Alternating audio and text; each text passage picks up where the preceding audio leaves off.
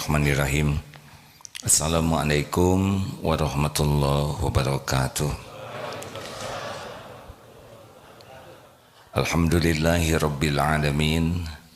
Segala puji puja hanya milik Allah subhanahu wa ta'ala yang maha dekat, maha mendengarkan apapun yang terucap.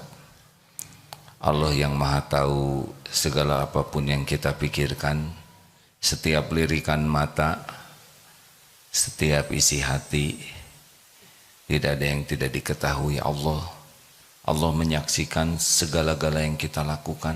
Tidak ada yang tersembunyi dimanapun, kapanpun. Dan setiap yang kita lakukan pasti tercatat, ada balasannya, tidak tertukar. Setiap kebaikan akan kembali kepada pembuatnya, setiap keburukan akan kembali kepada pelakunya. Tidak ada satupun yang meleset, tertukar. Kita akan memikul apa yang kita perbuat. In ahsantum ahsantum li anfusikum wa in asatum falaha. Allahumma sholli ala sayyidina Muhammad wa ala alihi wa ashabihi ajma'in. Bapak Ibu yang baik dan adik-adik para santri, hidup ini sepenuhnya adalah ujian.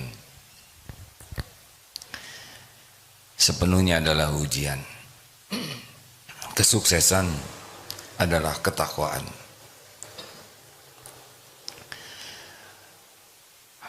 Harta, gelar, pangkat, jabatan, kedudukan, popularitas sama sekali bukan tanda sukses. Kalau seseorang kaya bukan sukses. Orang punya gelar sepanjang apapun bukan sukses. Orang punya jabatan setinggi apapun bukan sukses. Sukses itu kalau pemberian Allah membuat kita semakin bertakwa kepada Allah. Diberi harta dan kekayaannya membuat dekat dengan Allah. Diberi jabatan dan jabatannya membuat semakin takwa. Diberi gelar, gelarnya membuat semakin takwa. Itulah orang yang berhasil dalam hidup ini. Karena orang yang sukses dalam pandangan Islam adalah inna akramakum indallahi atqakum. Yang paling mulia di antaramu di sisi Allah adalah yang paling bertakwa. Maaf. Apa itu bertakwa? Orang yang takwa adalah orang yang paling yakin kepada Allah dan berbuah kepatuhan kepada perintah Allah dan kesungguhan untuk meninggalkan apa yang Allah tidak suka. Jadi semakin yakin hatinya, semakin bersemangat melakukan apa saja yang Allah sukai, dan semakin bisa menghindarkan diri, menjauhi dari apa yang Allah tidak suka, itu semakin takwa. Salah satu ciri ketakwaan dalam hadis Imam Tirmizi, derajatnya hasan, tapi dalam penjelasan Al-Albani ini disebut hadis sahih. Min husni islamil mar'i tarkuhu ma la ya'ni. Di antara ciri kualitas keislaman seseorang meninggalkan hal-hal yang tidak ada manfaatnya. Jadi salah satu yang membuat seseorang itu mendekati ketakwaan diantaranya adalah kemampuan untuk meninggalkan, menjauhi hal-hal yang tidak ada manfaat atau yang sia-sia. Bapak Ibu yang baik, hidup ini sepenuhnya ujian. Ujian itu mudah atau susah, kata kuncinya adalah semakin takwa atau tidak. Karena Allah sudah janji, wa may yattaqillaha yaj'al lahu makhrajan. Barang siapa yang bertakwa, baginya jalan keluar. Persoalan apa saja, semua persoalan yang kita hadapi Allah sudah tahu, dan terjadi pun dengan izin Allah. Dan yang paling menguasai solusi hanya Allah. Tidak ada pertolongan selain dari Allah. Kalau Allah mudahkan, mudah. Kalau Allah tidak tolong, pasti susah. Tidak ada persoalan yang rumit bagi Allah Subhanahu wa taala. Semuanya ada dalam kekuasaan Allah. Jadi masalah terbesar dalam hidup kita bukan masalah hidup, bukan masalah keuangan, bukan masalah keluarga, bukan masalah anak-anak, bukan masalah kesehatan, bukan itu masalah terbesar dalam hidup kita. Masalah hidup kita ini, kita serius tidak jadi ahli takwa, itu saja. Karena kalau kita makin bertakwa, kita seperti diberi kunci, Allah nanti menyelesaikan masalah kita. Jadi pikirannya harus kita robah, bahwa solusi itu bukan karena kepintaran, bukan karena pengalaman, bukan karena kekuatan, bukan karena kehebatan, bukan karena jaringan, bukan. Walaupun punya kepintaran, kalau Allah tutup saja. Solusi terbaik itu adalah karena ketakwaan. Jadi kalau Bapak ingin istri soleha, istrinya semakin soleha, apa rahasianya Pak? Bapak jadi suami yang paling soleh. Bapak tidak bisa menyolehahkan istri. Ibu, ini ada tamu nih dari jamaah Masjid Baitus Salam Semarang, 120 orang. Mana? Masya Allah, Alhamdulillah. Selamat datang. Kulo ngaturaken matur suwun sanget. Samenika kula durung saged basa Jawa yo. Ngaturaken minta maaf. Sia-sia. Ibu ingin punya suami yang baik? Bu, ibu ingin suami ibu jadi suami yang soleh? Ibu bisa menyolehkan suami tidak?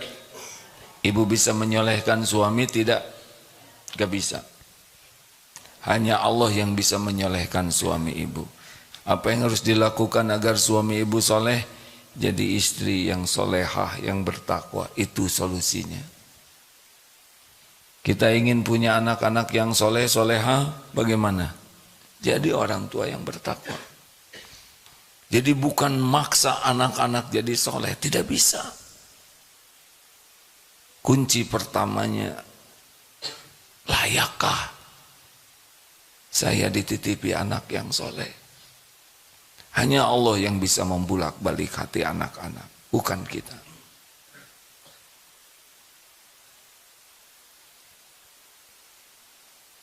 Semua masalah ada dalam pengetahuan Allah. Tidak usah risau. Yang risau itu kita tidak ditolong oleh Allah. Kenapa tidak ditolong? Karena tidak memantaskan diri menjadi orang yang layak ditolong oleh Allah.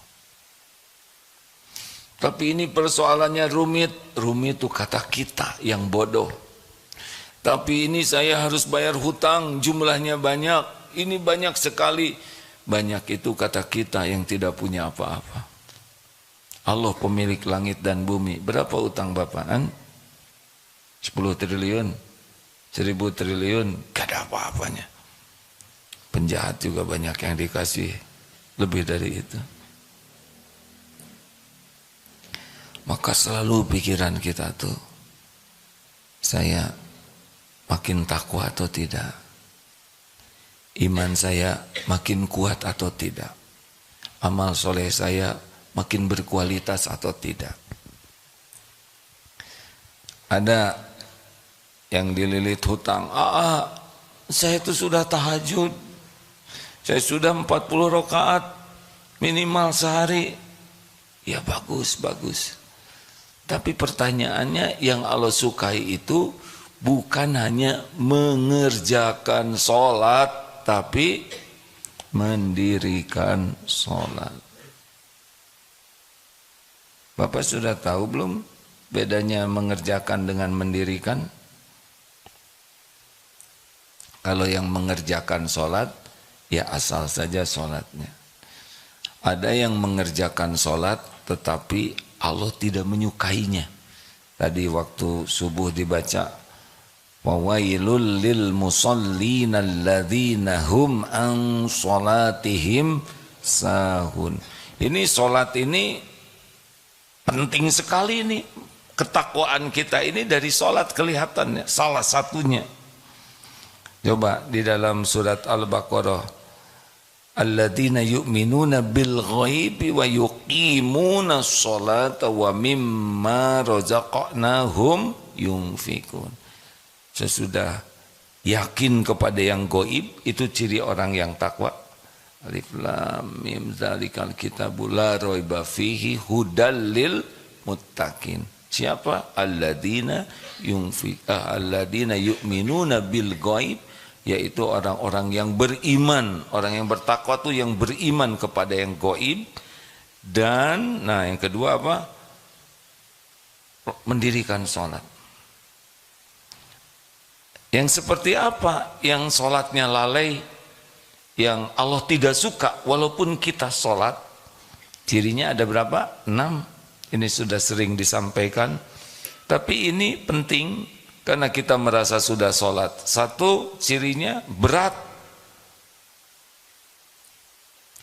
Kalau kita merasa malas dan berat melaksanakan sholat, ciri-ciri itu kita masih jauh dari ketakwaan dan sholatnya tidak mendatangkan pertolongan Allah. Wasta'inu bis-sabri was-shalah. Ada yang nanya, kenapa sabar dulu? Kenapa sabar dulu baru sholat? Wasta'inu bis-sabri was-shalah. Karena orang yang tidak sabar tidak bagus sholatnya. Bahkan banyak yang tidak sabar itu ya tidak sholat dia. Dan sholat khusyuk itu pasti karena sabar. Cirinya malas, berat. Tuh ciri pertama, periksa. Termasuk sholat rawatib. Biasanya berat, hanya maunya yang fardu saja. Fardu dilaksanakan, tapi sunnah-sunnah berat, tahajud berat. Ini ciri-ciri ini kurang bagus kualitas sholat. 2, riya. Ingin dilihat orang, dinilai orang. Kalau sholat kita lebih senang dinilai orang daripada dinilai Allah, ciri-ciri. 3, senang mengakhir-akhirkan, dilambat-lambatkan, tidak bersegera dalam sholat. Ini ciri-ciri nih. Karena amalan yang dicintai Allah, as-sholatu ala waqtiha. Sholat tepat pada waktunya. Kalau kita sudah terus mau di akhir-akhir, adzan berkumandang tetap ngobrol, adzan sudah selesai tetap tidak bergerak, ini ciri-ciri nih. Ada saja alasan, masakan belum beres, ini belum nyuci, belum kering, ini rapat belum tuntas, ada saja, itu udah ciri tuh. 4, cepat sholatnya tuh, ringkas, tidak ada tumanina, oh ruku, sujud, begitu saja. Padahal salah satu yang dipentingkan dalam sholat adalah tumanina, tenang. Yang keberapa? 5, sedikit ingat Allahnya. Tadi sholat bagaimana? Dibaca ayat yang agak panjang, makin lengkap lamunannya, ya. Ketika dibaca yang pendek, nah ini dia nih, benar imam nih. Makanya tadi kombinasi yang rakaat pertama panjang, karena khawatir pas rakaat kedua sudah cemas, wah gawat nih, panjang lagi. Bukannya bahagia. Kenapa kita tidak menyukai, sebagian tidak begitu suka imam bacaannya panjang? Tahu kenapa? Karena tidak mengerti artinya. Kalau mengerti, nikmat saja. Mau imam baca sepanjang apapun, nikmat saja. Ini saya sudah 15 menit bicara. Anteng saja begini ya. Karena apa? Karena mengerti. Berapa banyak di antara kita yang sholat dan tidak mengerti arti bacaan sholat. Benar? Bagaimana kita bisa khusyuk? Kita tidak mengerti apa yang kita baca. Kenapa kita tidak mengerti? Karena tidak mau belajar untuk mengerti. Kita puas apa adanya. Puas dengan sholat yang apa adanya. Dari dulu itu. Yang dipegang cuman pelajaran SD. Sekarang umur 70 tahun. Jadi jelas. Kenapa hidup ini ribet terus, Pak? Halo? Jelas tidak? Karena memang kita tidak melakukan apa yang Allah sukai. Kita sholat, tapi tidak mendirikan sholat. Yang Allah sukai itu mendirikan sholat.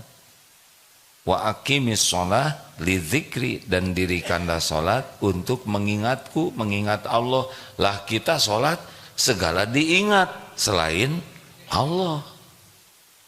Jadi kebalik-balik. Makanya salah satu ciri ketakwaan seseorang pasti bagus sholatnya. Dan yang keenam, ciri orang yang lalai dalam sholat adalah malas berjamaah. Ini bapak-bapak dari Semarang tiap hari pasti ahli masjid nih. Jangan cuma pikniknya aja. Giliran mau ayo ke Bandung, ke Darut Tauhid, daftar. Tapi hari-hari jarang ke masjid. Tidak bisa, Pak. Apalagi lelaki, dibakar tuh rumahnya. Rasulullah tuh sampai mau membakar rumah dalam tanda kutip ya. Laki-laki yang tidak ke masjid. Laki-laki tidak ke masjid tidak usah disebut lelaki solehah ya. Tetapi ya tidak jantan lah. Nah hadirin sekalian, jadi kalau ada masalah itu yang kita pikirkan tuh bukan sibuk memikirkan solusinya saja, tapi memikirkan bagaimana Allah menolong kita.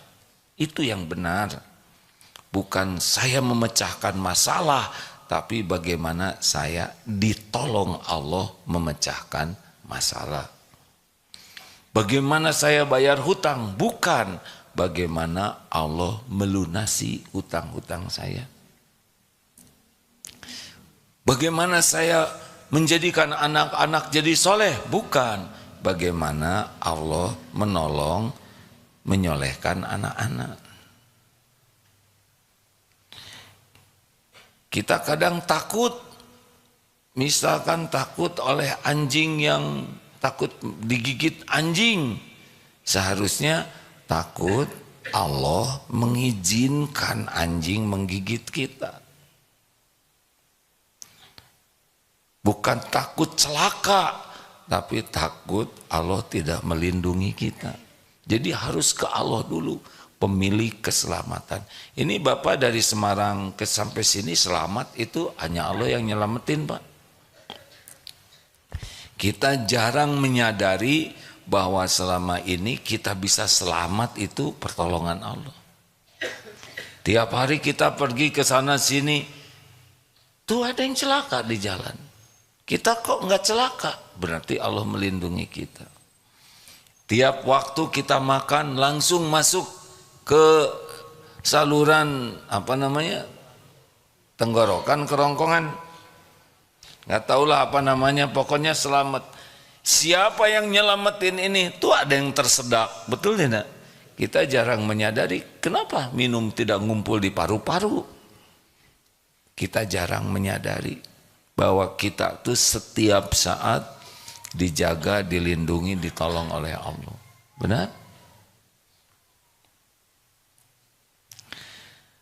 Jadi Pak, Bu, jangan takut menghadapi hidup ini.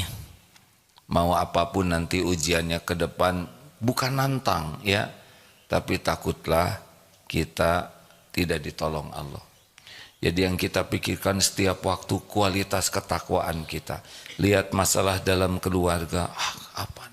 Misalkan punya usaha, kenapa usaha begini? Solusinya ketakwaan. Kita benar-benar tidak yakin ke Allah. Kita udah benar-benar tidak mengamalkan apa yang Allah suka. Kita benar-benar tidak menjauhi apa yang Allah tidak suka. Nah, salah satunya yang Allah sukai itu adalah menjauhi hal yang tidak manfaat. Makin terpelihara dari hal-hal yang tidak manfaat, kita makin takwa tuh. Dari mana? Coba kita usut dari atas ya. Dari pikiran kita. Kita sering tidak memikirkan hal-hal yang tidak manfaat. Kenapa segala urusan kita pikirkan? Sedangkan Allah yang harus kita tafakuri, tidak. Kenapa tetangga beli mobil kita pikirkan? Dari mana uang mukanya? Berapa kali cicilannya? Itu mobil bekas atau siapa? Mau apa? Kenapa kita harus menyelidiki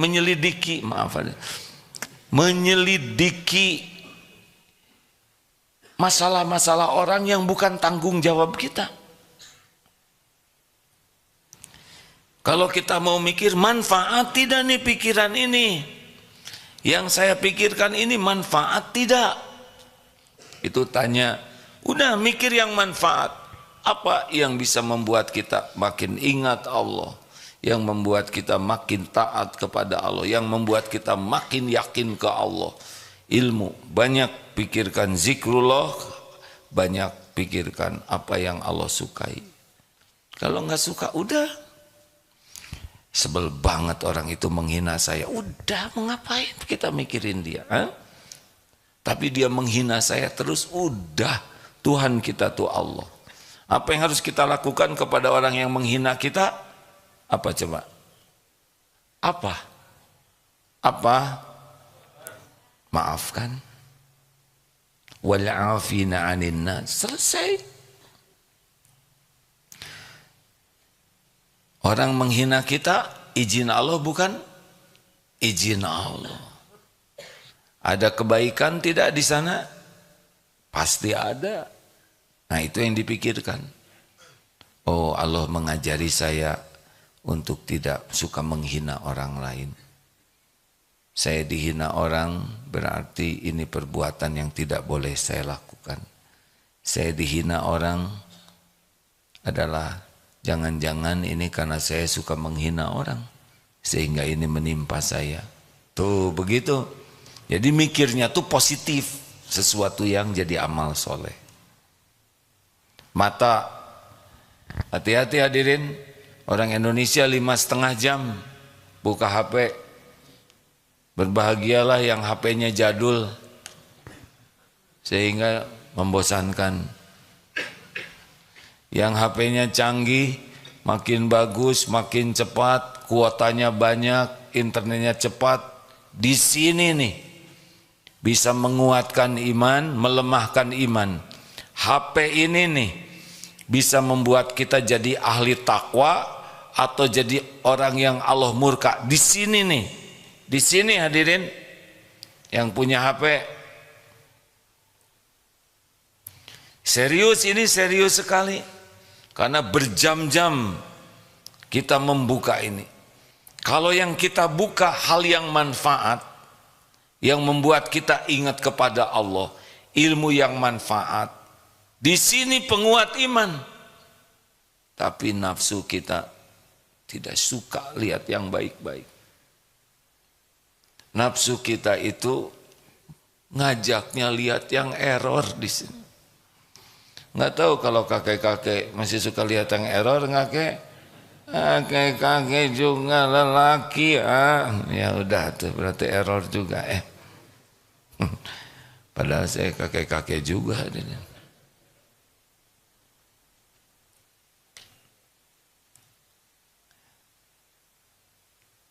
Mikir apa? Mikirin HP ya. Ke masjid sih ke masjid, pakai kopiah sih kopiah haji. Tapi kalau lagi sendiri, makanya kata Ali bin Abi Thalib karamallahu wajhah, ada 4 yang paling berat tapi paling besar pahalanya. Salah satu di antaranya ifah, menjaga diri dalam kesendirian. Yang pertama adalah memaafkan ketika kita sedang marah dan mampu membalas tapi kita maafkan. Yang kedua, memberi, berinfak ketika kita sedang perlu uangnya. Kita lagi perlu, ada yang lebih perlu dan kita berikan, itu top. Yang ketiga, kita bisa menjaga diri tidak melakukan maksiat ketika dalam kesendirian. Di depan orang kita nggak mau buka-buka HP yang ngeres, ya kan? Si bapak ketawanya aku tahu aja kan. Gini Pak, kan ini maaf aja ya, katanya orang yang suka buka-buka tayangan yang tidak bagus itu di sininya, di kukunya ada yang putih-putih Pak. Masa kukunya nggak ada yang putih, yang nggak langsung lihat begini, nggak usah dilihat. Astagfirullah, saya dosa ini ya. Jadi si bapak ada yang pura-pura lihat, oh benar juga nih kuku.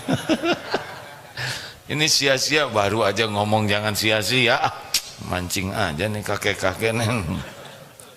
Maaf ya Pak. Yang keempat, berani berkata benar kepada orang yang ditakuti atau yang diharapkan. Kita takut kepemimpinan, gak berani ngomong benar.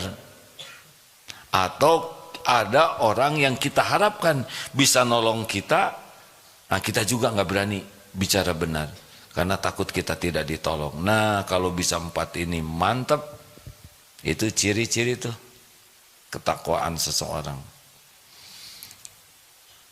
Hati-hati HP ini, semuanya harus menyadari HP ini bisa mendekatkan kita ke Allah, bisa menjauhkan kita dari Allah. HP ini bisa membuat kita lebih takwa, atau HP ini bisa membuat kita rontok ketakwaan kita. HP ini bisa membuat kita jadi orang yang ditolong Allah, atau sebaliknya. HP ini kalau tidak hati-hati membuat kita jauh dari pertolongan Allah. Sadari ini sama-sama hadirin.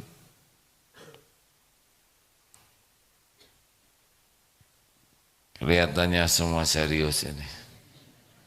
Kalau gitu mau saya jual, jual lah.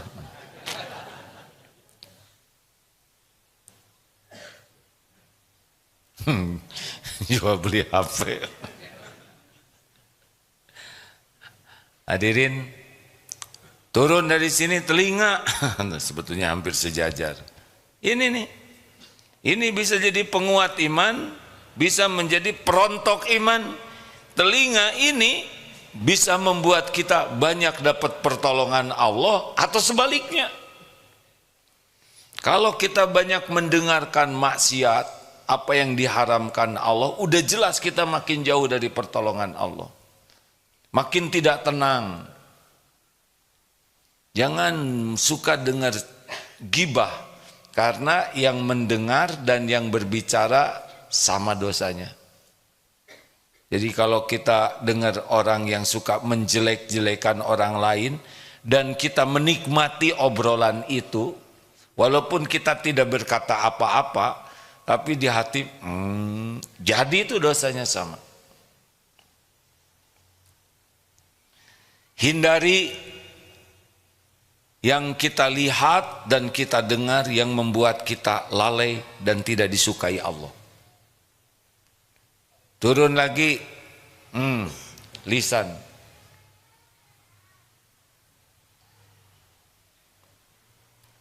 Nggak apa-apa Bu, itu ada adik kita menangis. Nggak apa-apa, tenang ya.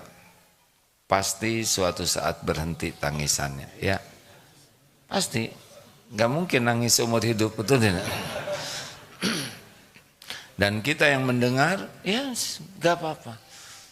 Anak dibawa ke masjid, gak apa-apa. Ada hadisnya, Rasulullah SAW pernah mendengar ada bayi yang menangis dan beliau mempercepat sholatnya.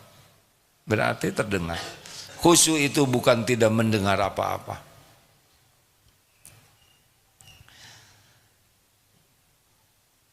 Tuh kan berhenti. Oh lagi ya, gak apa-apa. Kita juga pernah bayi, benar? Masih mending ini nangisnya di masjid, kita nangisnya di pasar. Lanjut. Nah, mulai ke yang berbahaya, lebih bahaya. Ini lisan. Kalau orang sudah banyak bicara sia-sia, itu lebih dekat kepada bicara maksiat. Makin banyak bicara yang tidak disukai Allah, makin jauh dari pertolongan Allah, itu kuncinya. Karena yang Allah sukai hanya dua, falyakul khairan aw liyasmut, berkata baik atau diam. Ini yang disukai Allah. Ini ciri ketakwaan. Ini yang mendatangkan pertolongan Allah, bicara baik atau diam. Berarti kalau kita tidak bisa jaga kata-kata kita, banyak sia-sia, banyak perkataan yang tidak disukai Allah, artinya kita makin jauh dari Allah, makin jauh dari pertolongan Allah. Bapak Ibu banyak masalah, jaga lisan, itu salah satu gerbang agar kita ditolong oleh Allah. Bukan tidak boleh bicara, tapi bicaranya yang baik, niatnya baik, yang disampaikannya baik, manfaatnya juga baik. Kalau tidak, diam saja.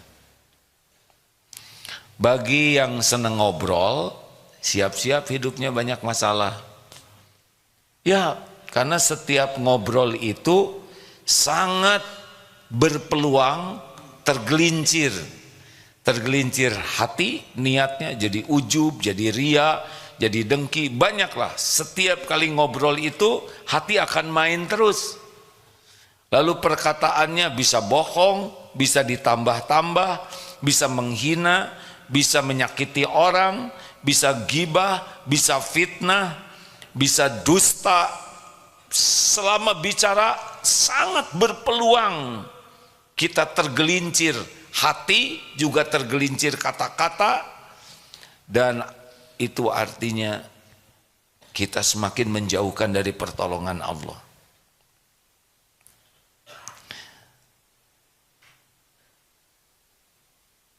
Kenapa jadi diam? Karena disuruh diam.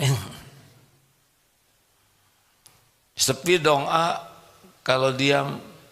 Ya kalau mau bicara, bicara saja. Itu perintahnya juga, falyakul khairan, bicara dulu baru diam, tapi syaratnya bicaranya baik. Dari Semarang ke sini, aduh jauh. Jadi dekat nggak sih dengan bicara begitu? Jawab, nggak jadi berubah, benar? Macet, jadi lancar. Jadi lancar tidak? Nggak usah bicara itu. Aduh capek. Terus jadi gimana? Salah sendiri. Kenapa ikutannya? Udah jelas dari Semarang ke sini jauh. Yang dekat dari Semarang kemana Mas? Ke mall. Seperti mau ke Mekah. Aduh 9 jam. Ya udah cari yang 9 menit. Mau apa kita mengeluh? Mau apa kita mencela? Mau apa kita ngerasuloh? Memang pilihan kita mau pergi, benar? Nikmati. Capek itu penggugur dosa. Badan sakit-sakit itu penggugur dosa. Gak usah mengeluh. Tapi ya, suami saya tuh, siapa yang milih? Dulu dulu tapi nggak kayak gini suami saya. Ibu juga dulu nggak kayak gitu, ya nggak? Udah bicara yang baik saja. Alhamdulillah. Pengen ditolong oleh Allah, jaga lisan. Jangan bicara sekuat tenaga kecuali mikir dulu. Baik tidak niatnya, benar tidak yang saya sampaikan, apa dampaknya, Allah suka atau tidak. Makin jaga lisan dan ikhlas menjaganya karena Allah yang menyuruh, insya Allah makin dekat dengan ketakwaan, makin dekat dengan pertolongan Allah. Orang-orang yang bicaranya tidak terjaga, jauh dari ketakwaan, jauh juga dari pertolongan Allah. Jadi salah satu yang membuat hidup kita menderita, tidak menjaga lisan. Kita sudah tua nih Pak, udah banyak bicara dari dulu, ya kan? Nah sekarang bagian diam.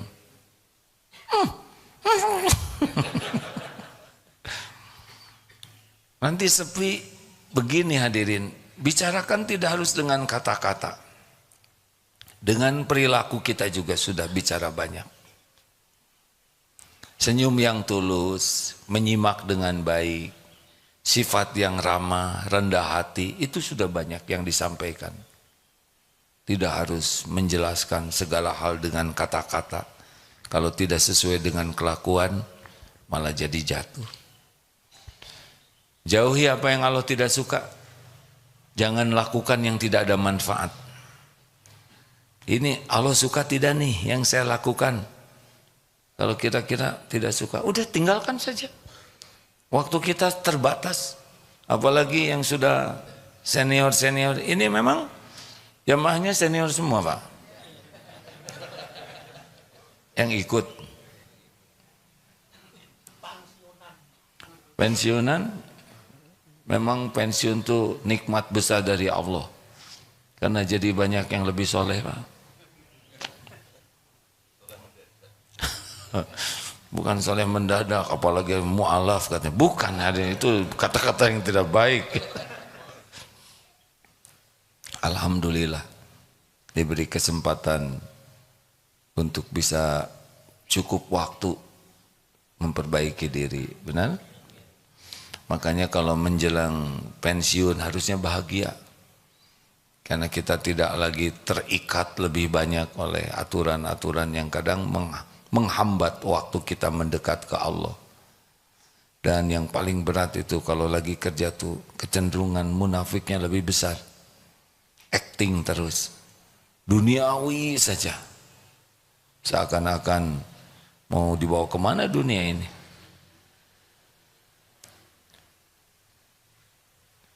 Bagaimana bapak-bapak pensiunan rezeki masih ada tidak? Masih Pak? Alhamdulillah. Bagus. Dulu takut pensiun. Ya, sekarang nggak takut lagi kan? Karena udah jadi pensiun. Banyak yang takut tua. Tenang aja kalau udah jadi terima ya Pak ya. Nikmati Pak. Kita ini rata-rata lahir tahun berapa? Ada yang 50-an. Berarti sebagian sudah bonus ya? Yang di atas 63 bonus tuh Pak. Harus benar-benar bersyukur. Yang mau 63 ya siap-siap. Saya sekarang 62 Pak. Setahun lagi 63. Harus siap-siap betul, bisa lebih cepat. Takut jangan mati, oh jangan takut. Dunia ini mampir. Harusnya kita kangen kepada Allah tuh. Harusnya kematian tuh sesuatu yang kita rindukan. Bapak-bapak dan ibu-ibu dari Semarang ke sini, pasti suatu saat lebih senang pulang, gak mau lama-lama di sini ya enggak? Iya kan? Ayo pulang, senang tuh. Kayak haji aja. 40 hari itu. Kangen pengen pulang ke Indonesia. Karena di sana cuma mampir. Walaupun menyenangkan, tapi banyak yang menunggu-nunggu waktu pulang. Bagusnya yang idealnya begitu, Pak. Kita kalau mau pulang tuh senang. Bakal jumpa dengan pencipta kita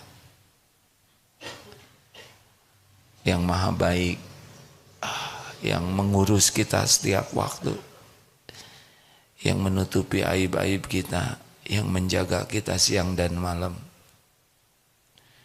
yang kasih sayangnya tidak pernah bisa ditandingi siapapun. Harusnya kita kangen, rindu kepada Allah, ya. Harusnya begitu.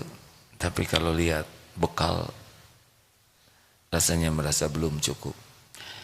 Ini ada baiknya, Pak, kalau tahajud, salah satu waktu di tahajud digunakan begini, Pak. Kalau saya ke surga, nanti apa aja, surga tuh enak. Semua kenikmatan ada di sana. Kebahagiaan yang tidak ada tandingannya. Apa yang tidak dimiliki di dunia, kalau ke surga kita mendapatkan segala yang terbaik. Sudah begitu, bayangkan kita di surga gimana senangnya. Sudah begitu, bayangkan kalau kita jadi ahli neraka. Tubuh terbakar, otak kita mendidih, minumannya nanah, kadang lahar. Kalau kulit kita sudah angus kemudian tumbuh lagi. Menginjak bara api neraka saja, otak kita tuh mendidih, ya.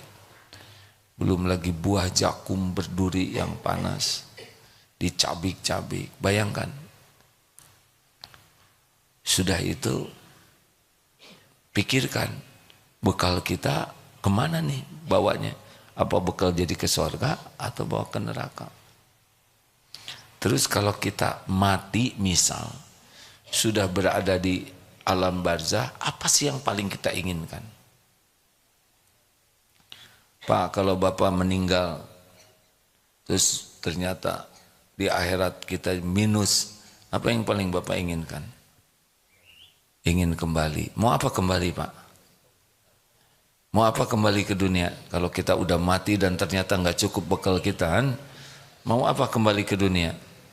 Mau beramal. Nah sekarang belum mati, ya udah beramal sekarang. Kenapa harus nunggu mati dulu mau kembali? Ini serius, hadirin.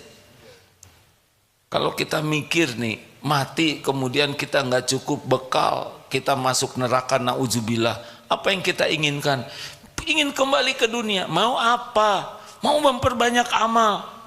Nah sekarang belum mati. Bukankah sekarang waktunya beramal? Benar? Ini adik-adik banyak loh yang mati muda, ya. Jangan nunggu 63 kan. Ada yang 25, 27. Ada berapa usia sekarang? Ada yang 24. Malah 23,5 deh, ya. Demikian, alhamdulillah. Jauhi kesia-siaan.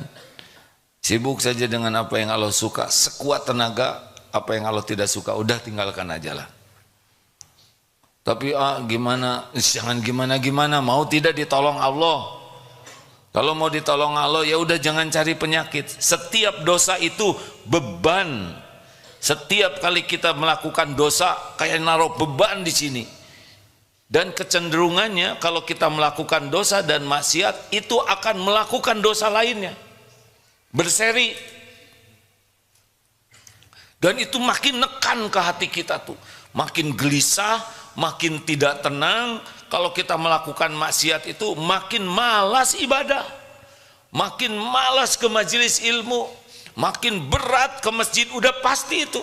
Kalau kita maksiat itu makin malas ibadah, makin malas nyari ilmu, makin malas ketemu orang-orang baik, maunya ketemu dengan ahli maksiat lagi, ahli yang menyia-nyiakan kehidupan terus dan makin jauh, makin berat, makin tidak tenang, makin nyesek hidup ini. Persoalan kecil saja jadi masalah besar. Gak ada bahagianya, gak ada bahagia. Tidak ada bahagia dalam dosa, tidak ada bahagia dalam maksiat, tidak ada. Walau dunia dikasih melimpah ruah, gak ada ketenangan, tidak ada. Allah tidak menciptakan kebahagiaan dan kemuliaan dalam dosa dan maksiat, tidak bisa. Jangan ukur kebahagiaan dengan datangnya dunia. Dunia nggak ada apa-apanya, cuman casing saja. Penjahat saja dikasih oleh Allah dunia ini. Jangan kagum kepada kekayaan, kedudukan, jabatan, popularitas. Gak ada apa-apanya, gak ada apa-apanya. Sama sekali bukan tanda kemuliaan.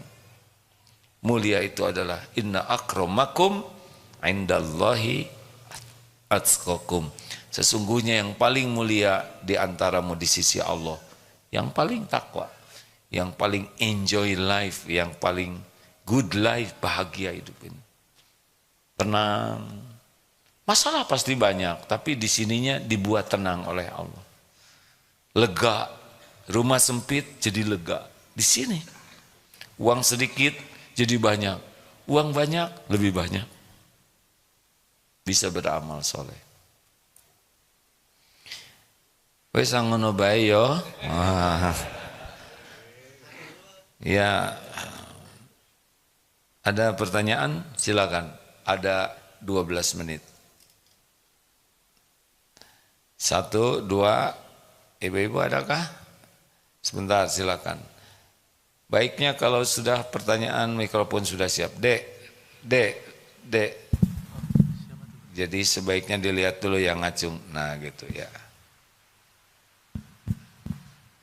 Alhamdulillah. Bismillah. Mau gimana? Apa? Mau tahu tips gimana caranya kita berdoa terus kita tuh yakin meskipun itu doa keinginan dunia, kita tuh yakin bahwa Allah tuh mengabulkan dan sebelum kita meninggal tuh kita pengen banget terkabul doa itu tuh. Mau apa? Jika saya melihat kondisi sekarang pengen memberangkatkan umroh, kemudian membarengi umroh gitu, terpikir tuh nggak bakal mungkin gitu, dan sebelum mati nggak bakal mungkin tuh gimana? Dengan kondisi keuangan ataupun ilmu gitu. Jadi nggak mungkin. Nah itu yang nggak akan terjadi itu deh. Ingin karena meyakinkan gitu. Ana inda dzanni abdi bi. Aku sesuai prasangka hambaku. Ingin yakin? Ada udah berapa tahun hidup? 27. Rezeki dicukupi terus? Kan? Cukupi. Apa yang kurang dari Allah? Pernah Allah nggak ngurus sehari saja? Tidak pernah. Diurus terus. Apa yang kurang dari Allah selama ini? Ada yang kurang nggak dari Allah? Tidak ada. Tidak ada. 27 tahun hidup diurus oleh Allah, masa masih curiga? Kalau yang tadi keinginan dunia itu gimana? Pengen apa dunianya? Umrohnya itu. Bukan pengen dunia itu. Kecuali umroh untuk diekspos, untuk jadi konten, ya, untuk mendatangkan iklan, itu dunia. Itu umroh itu ibadah. Kenapa menyebut dunia? Mintalah ke Allah. Semua yang umroh juga Allah yang undang. Dan sebagian besar yang umroh itu tidak, syariatnya tidak ngongkos sendiri deh. Saya jadi saksi. Satu bis misalkan 45 orang, paling yang bayar sendiri itu 10. Selebihnya nggak bayar sendiri. Syariat ya ini ya. Kalau hakikatnya semua diongkosin Allah. Paling yang bayar sendiri itu 10 deh. 35 tuh nggak bayar, nggak pakai uang sendiri. Ada yang dibayarin suaminya. Lah iya, dibayarin orang tuanya, dibayarin anaknya, dibayarin menantunya, dibayarin kantornya, ada yang dapat hadiah. Percayalah deh, sebagian besar itu syariatnya nggak ngongkos sendiri. Udahlah, nggak usah pikirin jumlah uang, pikirkan supaya diundang Allah, itu cukup. Jalannya terserah Allah, nanti kalau Allah ngundang pasti ada jalannya, pasti ada jalannya. Gitu. Jangan bersandar ke makhluk, jangan bersandar ke tabungan, jangan bersandar ke gaji, jangan bersandar juga ke orang. Kalau gitu mudah-mudahan yang ngongkosin, jangan. Jangan, minta ke Allah aja, biar Allah yang ngatur. Adik, berbakti ke orang tua, doa yang banyak, tahajud, jauhi maksiat. Udah kan tadi disampaikan ilmunya ya. Sholat ke masjid, datang sebelum adzan, cari saf yang paling utama. Apa aja yang Allah sukai, kerjakan. Apa yang Allah larang, tinggalkan. Doa, udah gitu, nggak rumit hidup ini deh. Semuanya milik Allah, tidak ada yang tidak mungkin bagi Allah. Kalau kita ingin yakin kepada janji jaminan Allah, lihat hidup kita ini. Selama ini kita diurus, dijamin oleh Allah, masa ragu? Mana Bapak sudah agak lama ya, 37 atau 73 Pak? 72, oh 27 kalau dibalikin lebih remaja lagi. 72 tahun diurus oleh Allah, gak mungkin curiga. Saya 62 tahun, Allah mengurus tiap saat. Bagaimana saya curiga? Kita ngaco aja diurus, apalagi bagus, benar? Model-model kita gini kan pantasnya kalau Allah hitung-hitungan gitu ya, dosa. Model kita kan pantasnya disambar petir Pak, jelebet, gosong, ditiup angin, habis. Apa coba kita ini? Sholat gak pernah khusyuk, gak ngerti, mulut ngomong aja terus, kakek-kakek juga kita ini kan. Kalau ditimbang hancur kita ini Pak, cuman kemurahan Allah aja, diberi umur supaya tobat. Begitu nih. Lanjut 2. Oh, jangan berkelahi Pak, tenang, kita sudah tua ya. Bah, Abah mau? Iya, saya masalah Masalah apa Pak? 2 tahun yang lalu jadi ini ulasan aja mungkin masalah corona itu, cara berpikir kita waktu itu. Jadi minta ulasan dari Iya, bagi orang beriman virus itu semuanya ciptaan Allah. Allah yang menciptakan. Apa sih pekerjaan virus corona itu? Ya pekerjaannya bertasbih saja. Terus yang kena sakit, yang gimana? Yang memang udah oleh Allah ditugaskan. Si virus sendiri nggak milih Pak. Dia ujuk-ujuk ada ya kan? Terus gimana kok banyak korbannya? Enggak, yang meninggal itu karena udah waktunya. Tidak ada virus yang bisa bikin mati orang. Kita itu mati penyebabnya waktunya habis di dunia ini. Nah, meninggalnya dicabut nyawa oleh malaikat, syariatnya lewat sakit.